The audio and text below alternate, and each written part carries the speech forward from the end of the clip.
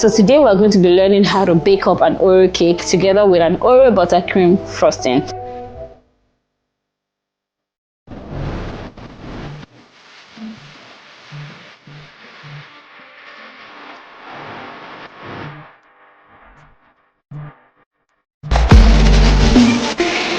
Hi everyone, my name is Mishade Oshiemi and I am the creative director behind the brand called Fimis Dessertville.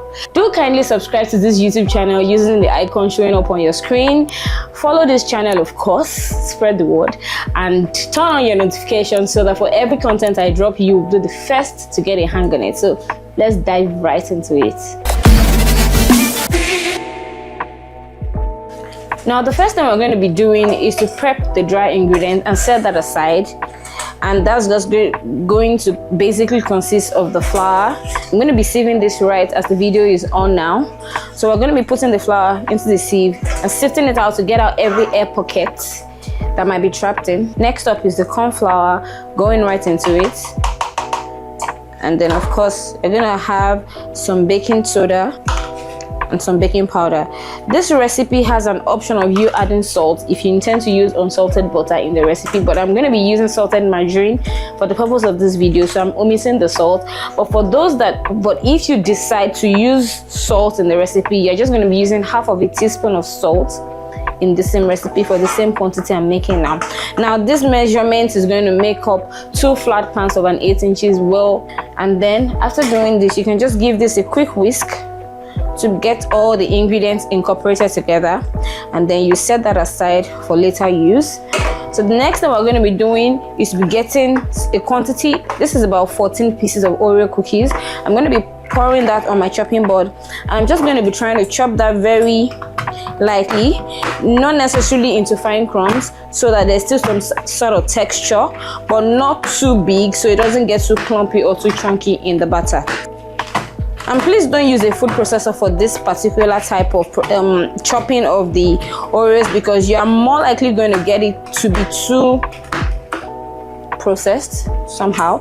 We're going to still be using a food processor later in this video as part of the frosting that we're going to be using for the Oreo buttercream frosting. But for now, strictly use a knife or just a crusher if you have one, to get this exact kind of sizes of Oreo bits that I have coming up. Okay, so that is all done now. So we're going to be setting this aside. Preferably I could pour this in this container, but I'll just rather leave it since I'll be using it very shortly. The next thing I'm going to be doing now is to add up the butter into a mixing bowl. Now you can decide to use your hand mixer or your stand mixer for the purpose of this video, but for me, I'm using my hand mixer just because the quantity of this butter isn't so much. It's just 1 butter, and then my mixer is big, and then it will have a little bit of a difficulty getting the K-beater to go right into it to get the good hang on it that I would want. So I'll use my hand mixer to walk through the process. After adding the butter, then I'll go ahead to add the vegetable oil right after it, everything into it, and then immediately go in with the sugar. And then I'm going to go ahead to get this mix for about 2 minutes just to give it a bit of a mix.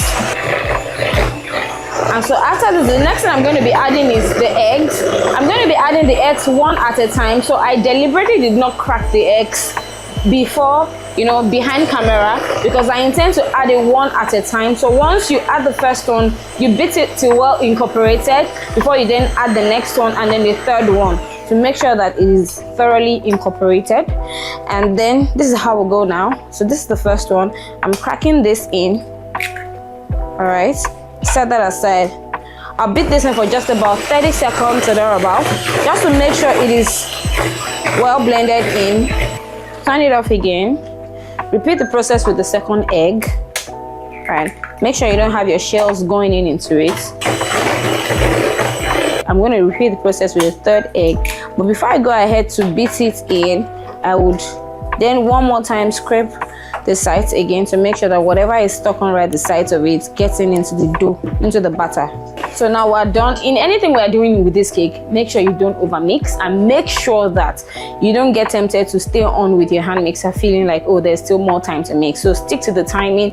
The overall mixing time for this particular stage is just about 1 minute in a total of it. So next thing I'm going to be doing now is to be adding half of my buttermilk. Now I'm going to be dividing this into two. I might choose not to divide it, but for the purpose of this video, I'll just put half of the measurement, because the total quantity of the buttermilk is 1.5 cups.